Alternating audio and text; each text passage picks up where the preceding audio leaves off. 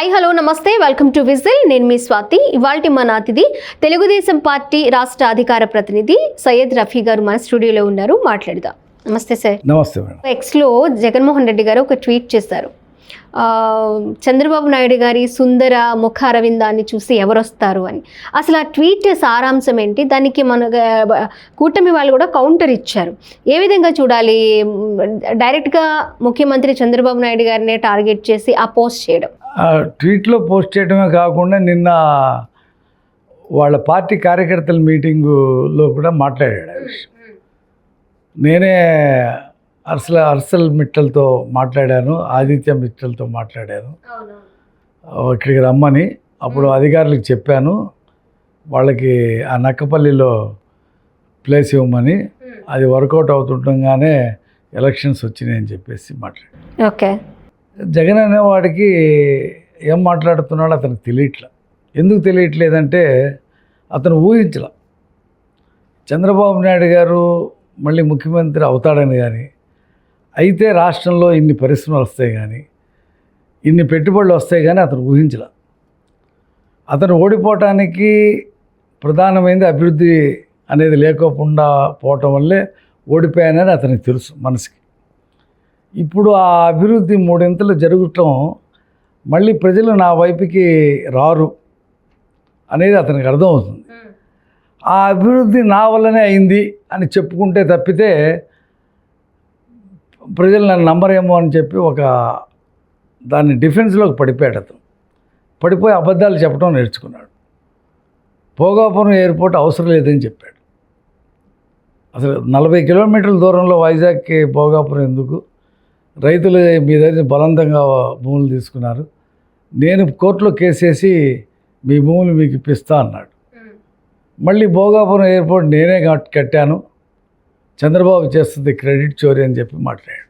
ఇప్పుడు దీన్ని కూడా అలాగే మాట్లాడుతూ ఉన్నాడు. అంటే వైసీపీ గవర్నమెంట్లోనే ఒక 30% వర్క్ జరిగిందని వాళ్ళు చెప్పుకునే సారాంశం అనుకోవచ్చు. ఆపేశాడు వర్క్. అశోక్ గజపతిరాజు గారు కేంద్ర విమానయాన శాఖ మంత్రిగా ఉన్నప్పుడు చంద్రబాబు గారు ముఖ్యమంత్రిగా ఉండి ఆ భూములు సేకరించడం జరిగింది. 30% వర్క్ జరిగింది. అతను ఆపేశాడు. చివరి ఎలక్షన్ ముందు కొబ్బరికాయ కొడతాను కూడా వంగలేక ఒక స్టాండు తయారు చేసుకుని దాని మీద కొట్టి ఏదో మమ్మ అనిపించాడు. అతనికి అర్థమైపోతుంది. ఓ పక్కన పోలవరం, ఓ పక్కన అమరావతి, పక్కన ఇవన్నీ కూడా ఈ ఫ్యాక్టరీలు, మన స్టీల్ ఫ్యాక్టరీ, ఇక అబద్ధాలు చెప్పడానికి బరి తెగించాడు. నువ్వు కట్రాయర్ ఫ్యాక్టరీనే బయటికి పంపించినోటివి డేటా ఫ్యాక్టరీనే తెస్తావా? నువ్వు గూగుల్ని తీసుకొచ్చావా? గూగుల్ని తెచ్చానంటున్నాడు. గూగుల్ ఎలా వచ్చింది? ఢిల్లీలో కేంద్ర ప్రభుత్వం ఆధ్వర్యంలో అగ్రిమెంట్ జరిగింది. అంతకుముందు ఆదాని డేటా సెంటర్ని ఇతనే పంపించేశాడు. వైజాగ్లో లూలు గ్రూప్ను పంపించేశాడు, టెంపుల్ టౌన్ని పంపించేశాడు, రాయలసీమలో జాకీ పరిశ్రమను పంపించేశాడు, Amar Raja battery extension project పంపించేశాడు. సజ్జల రామకృష్ణారెడ్డి ఏమన్నాడు? మేమే చెప్పాం మీరు వెళ్ళిపోమని, మాకు ఈ పరిశ్రమలు అవసరం లేదు, మీరు వెళ్తే వెళ్ళండి, మాకు సంతోషమే అని చెప్పి ఓపెన్గా ప్రకటన చేశాడు. వైసీపీలో అప్పుడు ఆ గవర్నమెంట్ ఉన్నప్పుడు సకల కళ మంత్రి. ఇవాళ నువ్వు ఈ పరిశ్రమలన్నీ వస్తుంటే నేనే తెచ్చానని చెప్పి మాట్లాడటానికి సిగ్గుండాలంటున్నాను. జనం ఏమనుకుంటున్నానంటే ఇవన్నీ కూడా నేనే చేశాను గతంలో అని చెప్పి మాట్లాడుతుంటే, ఈ సంక్రాంతి పండుగకు ముందు కొంతమంది వస్తారు తుపాకీళ్ళు పట్టుకొని, పిట్టల దొరలు. వాళ్ళ మాటల్లా ఉన్నాయి జగన్మోహన్ రెడ్డి మాటలు. నేనే చేశాను, అదిగో చేస్తాను, ఇదిగో చేస్తాను అని చెప్పేసి మాట్లాడతారు వాళ్ళు. జనం నవ్వుకుంటుంటారు. అలా మారిపోయాడు, పిట్టల దొరలా మారిపోయాడు జగన్మోహన్ రెడ్డి. ఓకే. ఇవాళ అతను ఏం మాట్లాడుతున్నాడో అతనికే తెలియట్లా. అంటే అతని హయాంలో ఏం అభివృద్ధి జరగల. ఇప్పుడు చూస్తే భారతదేశంలో ఉన్న వచ్చిన పెట్టుబడులు 25% ఆంధ్రప్రదేశ్కి వచ్చినాయని చెప్పి కేంద్ర ప్రభుత్వం లోక్సభలో ప్రకటించింది. ఎన్ని కంపెనీలు వచ్చిందో ఆంధ్రప్రదేశ్ ప్రభుత్వం లిస్ట్ ఇచ్చింది. దాంట్లో ఎన్ని ఉద్యోగాలు ఏ కంపెనీలు వచ్చినాయో కూడా లిస్ట్ ఇచ్చింది. 20 లక్షల ఉద్యోగ కల్పనలో భాగంగా ఇప్పటికే 6 లక్షల మందికి ఉద్యోగాలు ఇచ్చారు. గవర్నమెంట్ ఉద్యోగాలు కూడా ప్రతి ఏటా క్యాలెండర్ ఇస్తున్నాం. మన ఉగాది కూడా ఉద్యోగ క్యాలెండర్ ఇచ్చారు, డిఎస్సి కూడా నిర్వహించారు. చూశారు కదా మీరు. అతని హయాంలో ఒక టీచర్ పోస్ట్ జరగల. ఇప్పుడు ఉద్యోగ కల్పన జరుగుతుంది, ఫ్యాక్టరీలు జరుగుతుంది. అలాగే మా సాగునీటి ప్రాజెక్టులు అన్ని చోట్ల కూడా వాటర్ నిల్వలు ఉన్నాయి. ఇవాళ చెరువుల్లో, ప్రాజెక్టుల్లో ప్రజలు సుఖంగా ఉన్నారు. మంచి ప్రభుత్వం అని చెప్పి అనుకుంటున్నారు. నేను ఎందుకు పిలుస్తారు? నీ పరిపాలన ఏంటో చూడకుండా ఒక ఛాన్స్ ఇవ్వమని చెప్పి నువ్వు ఆ రోజు తల్లిని చెల్లిని పెట్టుకొని తిరిగితే సరే చూద్దాంలే, ఇతను ఏదో చెప్తున్నాడు, నేను వస్తే సంపూర్ణ మద్యపాన నిషేధం చేస్తాను, 640 హామీలు ఇచ్చాడు. ఒకసారి చూశారు, తెలిసిపోయింది నువ్వు పరదాలు కట్టుకొని తిరుగుతావు. ఆ ల్యాండ్ టైటింగ్ యాక్ట్ పెట్టి మొత్తం అందరి ఆస్తులు లాగాలని చెప్పి ప్రయత్నాలు చేశావు నువ్వు. మీ సైతాన్ సైన్యం, షర్మిల భాషలో చెప్పాలంటే సైతాన్ సైన్యం చేయని అరాచకాలు లేవు, ఆగడాలు లేవు. మీరు షర్మిల గారి గురించి మాట్లాడారు కాబట్టి ఒక క్వశ్చన్ అడుగుతున్నా అండి. ఒక 2 days బ్యాకే ఇలాంటి అన్నయ్య ఎవరికి ఉండకూడదు అని చెప్పి విజయమ్మ గారు రాసిన లెటర్కి సంబంధించి మాట్లాడారు. ఒకవేళ నిజంగానే లెటర్ రాయలేదు అంటే విజయమ్మ గారికి ఫోన్ చేసి అడగొచ్చు కదా, లేదా విజయమ్మే మీ అందరితో చెప్పొచ్చు కదా. మరి ఇవన్నీ కాకుండా అవి ఫేక్ లెటర్స్ అని ఎలా మాట్లాడతారు అని చెప్పి అన్నారు. అసలు ఆ ఫ్యామిలీ విషయం మీద మీ స్పందన ఏంటి సార్? అసలు మీరేమనుకుంటున్నారు? అంటే జగన్మోహన్ రెడ్డి అనేవాడికి మనీ మ్యానియా, అతను ఒక డబ్బు పిచ్చి అతని కోసం చచ్చిపోయిన వాళ్ళు కూడా ₹1 విధించాలంటే విధించలేడు. మొన్న ఇబ్రాహీంపట్నం దగ్గర 2 చనిపోయారు. జోగి రమేష్ని పలకరించడానికి వెళ్ళినప్పుడు ఒకతను చనిపోయాడు, సర్పంచ్ అనుకుంటారు.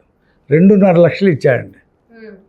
చంద్రబాబు నాయుడు గారు మా పార్టీ కార్యకర్తలు నాయకుల్ని జగన్ వాళ్ళు చంపితే 25 lakhs ఇచ్చాడు ఆ కుటుంబాలకి. ఆ కుటుంబాలు కూడా అడాప్ట్ చేసుకొని ఎన్టీఆర్ ట్రస్ట్ ద్వారా చదివిస్తున్నారు. ఇప్పుడు పిల్లలకు ఉద్యోగాలు కూడా ఇస్తారు. 2.5 లక్షలు ఇచ్చాడండి. 2.5 లక్షలు ఇవ్వటం అంటే ఆ సింగయ్య చనిపోతే కనీసం పరామర్శించలేదు. అతని కారు కింద పడి పిలిచి ఫ్యామిలీని పిలిచి మాట్లాడి 10 లక్షలు ఇచ్చాడు.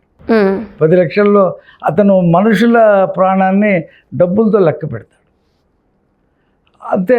తల్లికి కూడా ఏమి ఇవ్వడు, చెల్లికి కూడా ఇవ్వడు అతను.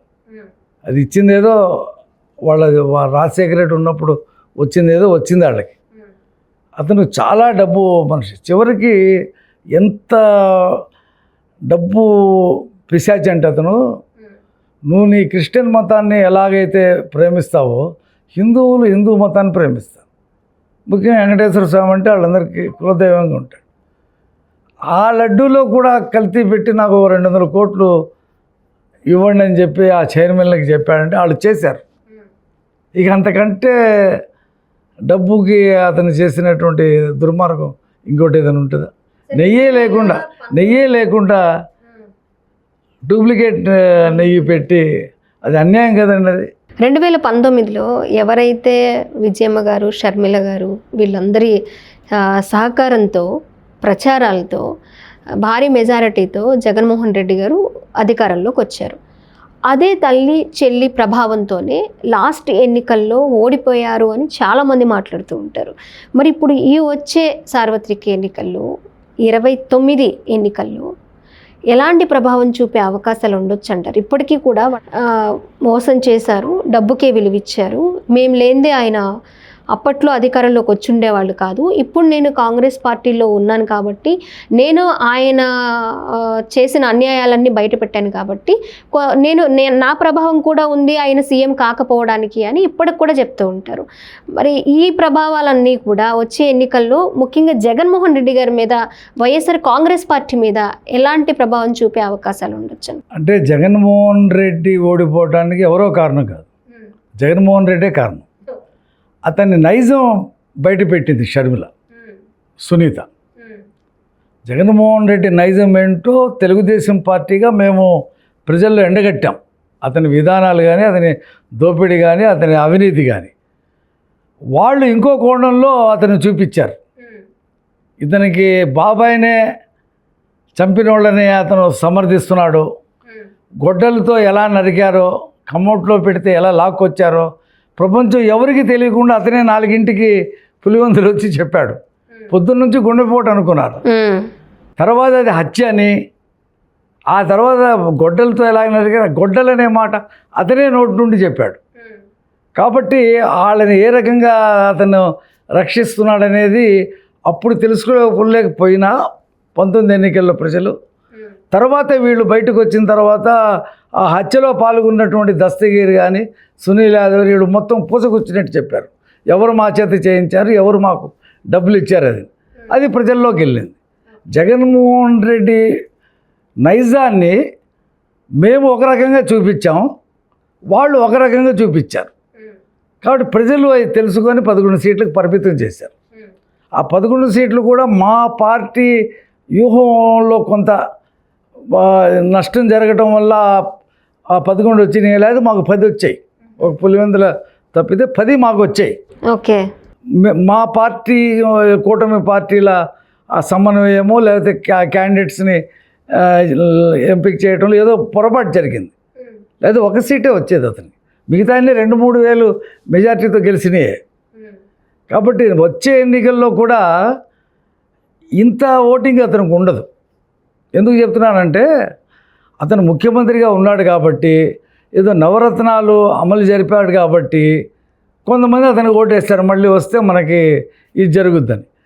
ఓడిపోయిన తర్వాత అతనిలో మార్పు ఏం రాలా. రెప్ప అని చెప్పేసి ఒక శైతాన్ బ్యాచ్ బయలుదేరటం, గొర్రెపోతుల్ని ఆ ఫ్లెక్సీల దగ్గర నరకటం, ఆ బ్లడ్ చూపించటం, కత్తులు కటార్లు తుపాకీలు తీసుకొని తిరగటం. అమ్మో జగన్మోహన్ రెడ్డి మళ్ళీ వస్తే మనం బతకలేవరా అనేది ఒక సంకేతం ప్రజల్లోకి వెళ్ళిపోయింది. ఇలాంటి వాళ్ళు మనకి రావాల్సిన అవసరం లేదని. అతను ఏదో పాదయాత్ర చేస్తానంటున్నాడు. పాదయాత్ర చేస్తాడేమో ఒక 2,000 మందిని అమ్మడి పెట్టుకొని రోజుకి 1,000 రూపాయలు ఇచ్చి. అతనికి డబ్బు ఉంది అతని దగ్గర. దానివల్ల ప్రజలు ఇంపాక్ట్ కారు, ప్రజల మీద ప్రభావం ఉండదు. అతను చేస్తాడు పాదయాత్ర, మేమేమి అడ్డు పెట్టాం. అతను లోకేష్ గారి పాదయాత్రని ఎన్ని రకాలుగా అడ్డుకున్నాడో మనం చూసాం కదా. మేము ఫ్రీ వదిలేస్తాం, ఇప్పుడు కూడా అతన్ని ఫ్రీగా వదిలేసాం మేము. ఎందుకు ప్రజలకే తెలియాలి అతను అంటే ఏంటో. చంద్రబాబు గారిని ఇంట్లో నుంచి బయటికి రాకుండా తాళ్ళు కట్టాడు గేటుకి, ఎక్కడికి పోనిచ్చేవాడు కాదు. కోర్టు నుండి ఆర్డర్స్ తెచ్చుకొని మేము సభలు పెట్టుకునేవాడు. మేము అలా చేయము, డెమోక్రసీలో వదిలేస్తాం అతన్ని. అతనేంటో మేమేంటో ప్రజలు తెలుసుకుంటారు. ఇవాళ వస్తున్నటువంటి కంపెనీలు, ఫ్యాక్టరీలు, జరుగుతున్నటువంటి అభివృద్ధి, చేస్తున్న సంక్షేమ కార్యక్రమాలు ఈ ప్రజలు చూస్తారు. ఎవరు కావాలనేది ప్రజలు నిర్ణయిస్తారు. వాళ్ళు వస్తే రప్ప, మేము వస్తే గూగిల్స్, ఇంకా రకరకాల కంపెనీలు, జాబ్స్ ప్రజలు బేరీ చేసుకుంటారు కదా. ఇంకా మేము సూపర్ 6 విజయవంతంగా అమలు జరుపుతున్నాం. ఇంకా 1-2 అవి కూడా అమలు జరిపేస్తాం దాంట్లో ఎలక్షన్ నాటికి. అసలు 4,000 రూపాయలు పెన్షన్ ఇస్తున్న ప్రభుత్వమే భారతదేశంలో ఎక్కడా లేదు.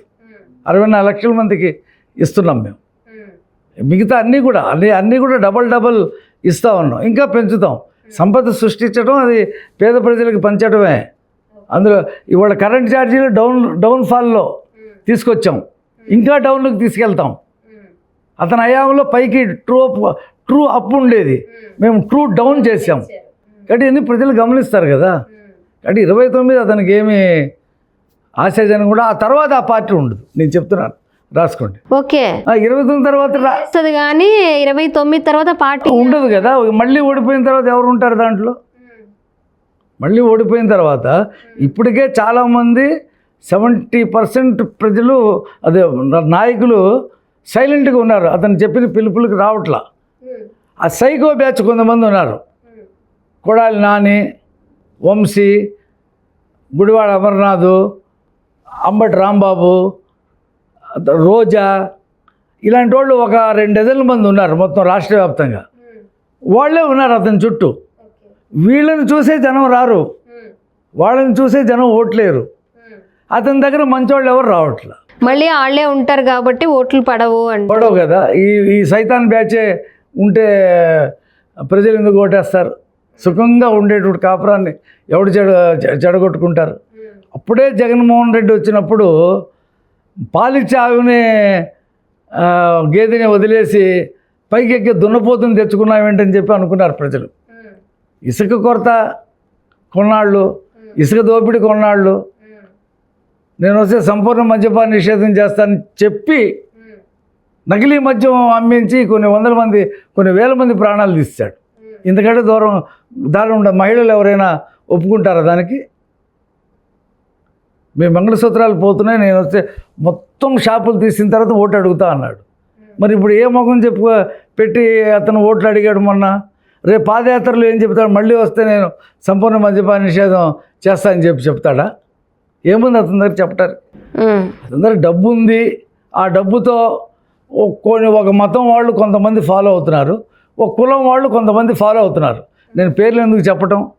అదే బలం అని అనుకుంటున్నాడు. అది సరిపోదు గెలవటానికి. ప్రజా బాహుళ్యం కావాలి, అన్ని మతాలకు సంబంధించినటువంటి ప్రజలు ఉండాలి. అది చంద్రబాబు నాయుడు గారు ఆ వెల్వెట్ ఆయనకు. ఇవాళ చంద్రబాబు నాయుడు గారు ముఖానందం చూసి కంపెనీలు వస్తాయంటే నిన్ను చూసి వస్తారా? నీ రెప్పని చూసి కంపెనీలు వస్తాయా? మరి వాళ్ళ అర్సెల్ మెటల్ ఎక్కడి నుంచి వచ్చాడు? గూగుల్ ఎక్కడి నుంచి వచ్చింది? కాగ్నిజెంట్ ఎక్కడి నుంచి వచ్చింది?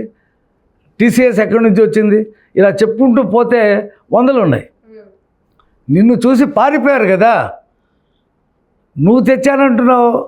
చివరి కియా ఫ్యాక్టరీ కూడా మా నాన్న తెచ్చాడని చెప్పి మాట్లాడాడు. ఇక అతని దగ్గర ఏమీ లేక జరిగినాయన్నీ నా హయాంలో జరిగినాయి, నేనే తెచ్చాననేటువంటి ఒక మేనియాకి లోనైపోయి పిట్టల ద్వారా మాట్లాడుతూ ఉన్నాడు. వైఎస్ఆర్ కాంగ్రెస్ పార్టీ కానివ్వండి, జగన్మోహన్ రెడ్డి గారు కానీ ట్వీట్ చేస్తే కనుక అది పెద్దగా పట్టించుకోవాల్సిన అవసరం లేదు, ప్రజలు ఏమాత్రం ప్రభావితం కారు అంటారు. అంటే అతను ఇచ్చిన పిలుపులకి ప్రజలు ఎవరు కూడా నిరసనలు వ్యక్తం చేయడం రాలేదుగా. 7 రకాల పిలుపులు ఇచ్చాడు. విద్యార్థుల మీద, రైతుల మీద ఎవరు రాలే. కిరాయి జనమే వచ్చారు. 500 తీసుకున్న వాళ్ళు వచ్చి నిల్చున్నారు. మరి ఆ రోజున అతని ప్రభుత్వానికి వ్యతిరేకంగా మేము ఏ పిలిపించినా, ఎంత నిర్బంధం పెట్టినా వేలాది మంది రోడ్ల మీదకి వచ్చి మేము నిరసనలు తెలిపాం, జైళ్ళకి వెళ్ళాం.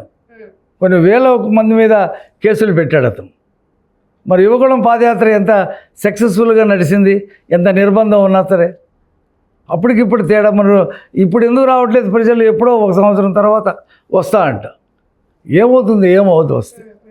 అతను వస్తాడు, తిరుగుతాడు, కాళ్ళు నొప్పులు వస్తే మళ్ళీ తిరుపతి ఎంపీ వాడు ఉన్నాడు కదా, అతను అప్పుడు మసాజ్ చేసేవాడు, మసాజ్ చేసేవాడు ఇంకోటి వస్తాడు. ఓకే సార్, చాలా చక్కగా వివరించారు. అలాగే మీ వాల్యుబుల్ టైంని విజిల్ స్టూడియోకి కేటాయించినందుకు thank you sir. Thank you so much.